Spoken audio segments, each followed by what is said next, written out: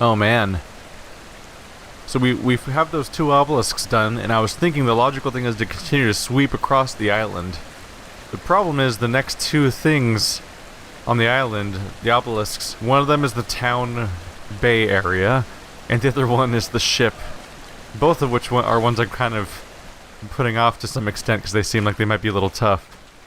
Alright, well I gotta pick one, right? Probably come down here. It'd be really satisfying to take this one out because it also covers a huge part of the island by proximity, whereas these last three are actually really densely packed together.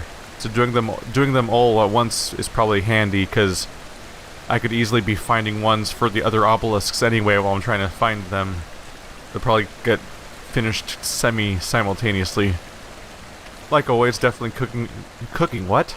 Definitely hunting for more of these audio logs too. This really is a scary, busy looking obelisk. So this side's empty. This castle part is full. Oh.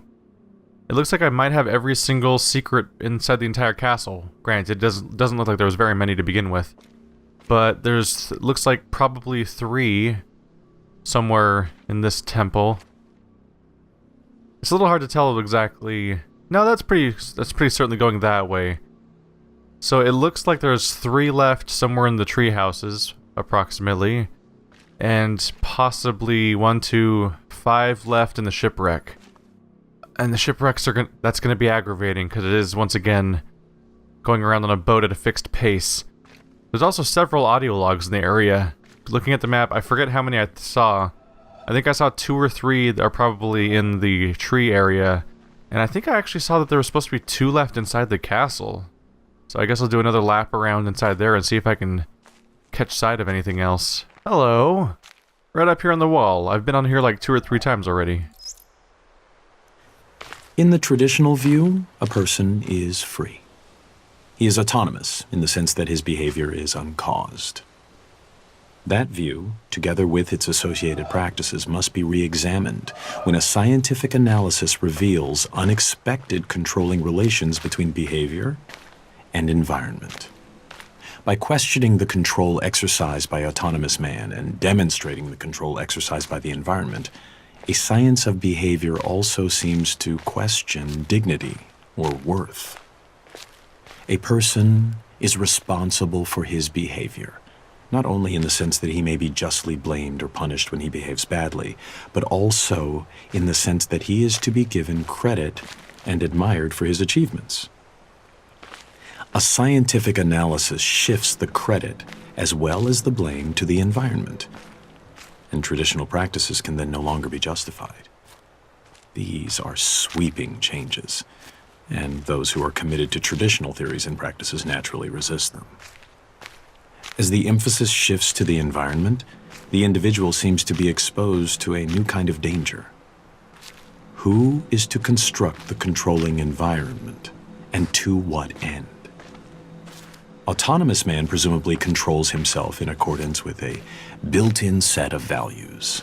He works for what he finds good. But what will the putative controller find good? And will it be good for those he controls? Answers to questions of this sort are said, of course, to call for value judgments. B.F. Skinner, 1971. There's a big emphasis on nature versus nurture there, and the concepts of whether or not our environment crafts us or whether or not we are completely responsible for what we are. The idea, like for example, it comes up in crime areas where there's entire regions of cities that give birth to people that lead to high crime rates, and the idea that if they were given better opportunities and given a better situation, they might be able to avoid falling into those patterns, and that maybe people that don't otherwise fall into those patterns would if they were supplanted into that same situation, and so on. Which is a really problematic thing to think about sometimes because, of course, kind of defies certain elements of free will and acknowledges that concepts that certain things in our lives may be completely altered by things that's outside of our control. And I have no idea where this last audio log is. I'm pretty sure I saw at least one more around here. You know what I can do? I just opened this one up. If I can properly identify which one I just opened up, maybe I can look at the flower to identify the location of the next one. Huh. I'm not entirely sure if perhaps the scale of this map is unreliable, or if I'm misjudging directions. It's tough because I can't get a perfect top-down view for the most part. I'm trying to figure out which flower I just opened, basically. So here's the pillar that we visited a moment ago. There's 2 sealed buds right there. And I've established that the open ones are the ones that when you have found the audio log. The only thing I can think is that maybe that one in the middle of the island out there might be it, because it's like the front gate of the castle. That might be sufficient distance for this to be like going along the edge of the castle wall to this pillar. It makes sense because here's the... If this is the laser, then the pillar is probably further towards the coastline than the laser, judging by the shape of the castle. And I found that audio log on the front gate of the castle, so maybe that is all the way out there. So then somewhere closer... This indicates that somewhere closer to the pillar, maybe just behind the wall, just behind the laser, there's 2 audio logs at relatively close proximity. So there's the laser. Judging from the general location... Oh, I should have paid attention to the trees. If I looked at the trees, I could tell where the pillar was better. But basically, somewhere around these puzzles seems to be roughly where I would find audio logs. And I could just be looking everywhere around here, couldn't I? There's so many little corners they could be hiding in.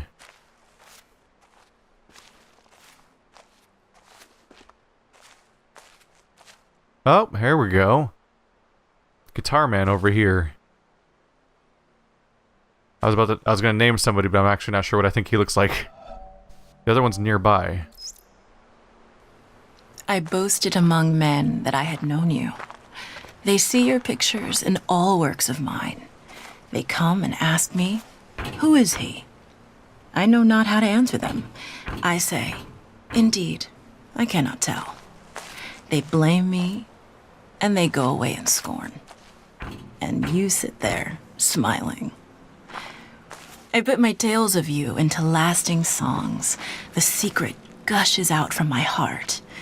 They come and ask me, tell me all your meanings. I know not how to answer them. I say, who knows what they mean?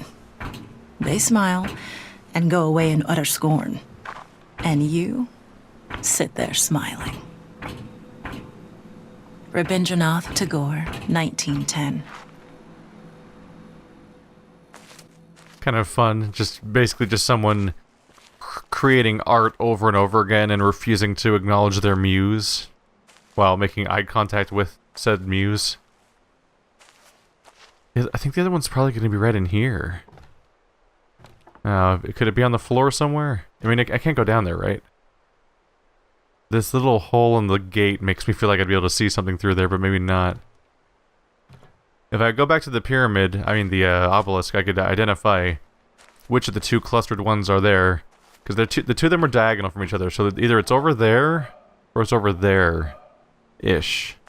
And actually, being over here seems kind of likely. But I felt like I was relatively thorough just now.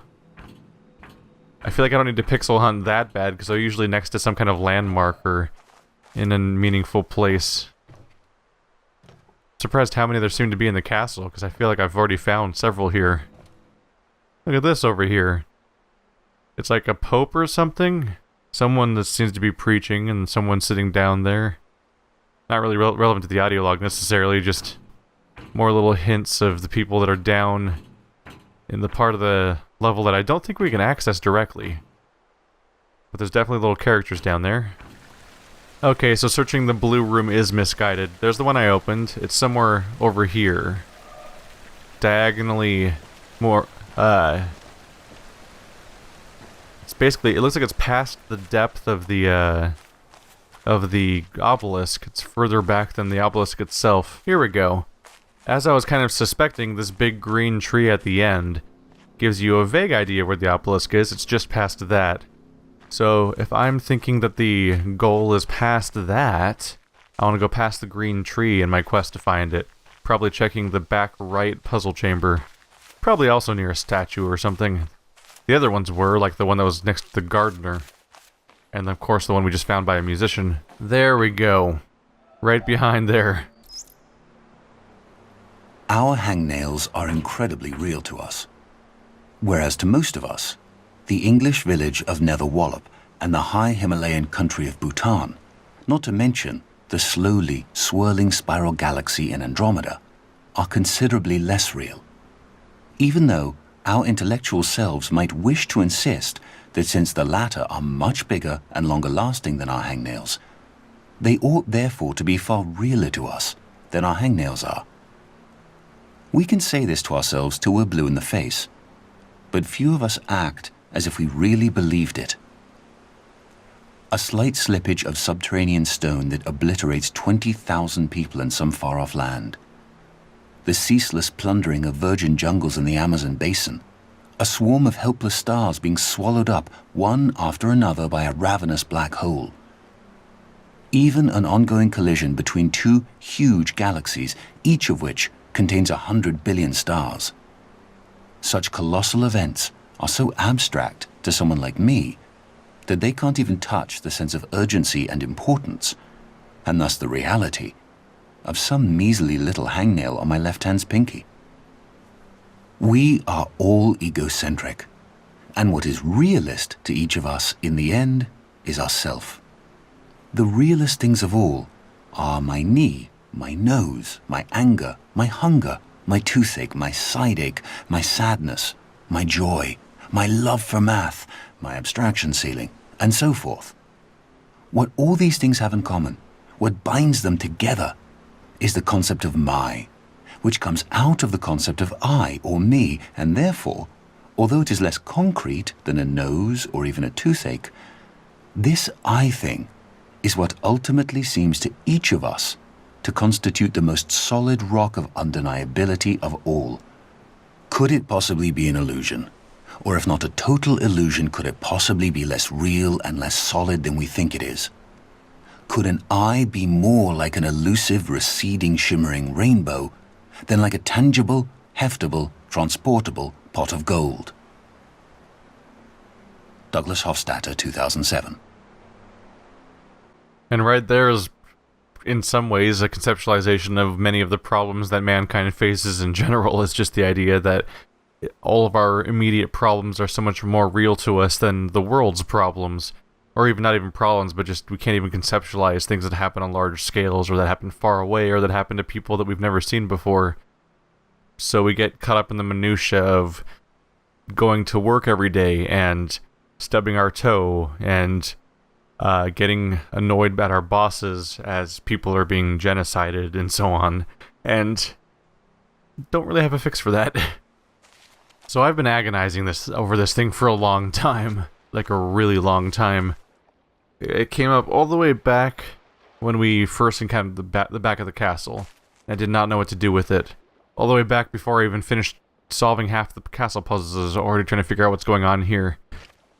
And even now I can't see what to do, because logically I think I need to go up there to make them line up. But now I'm starting to get another theory.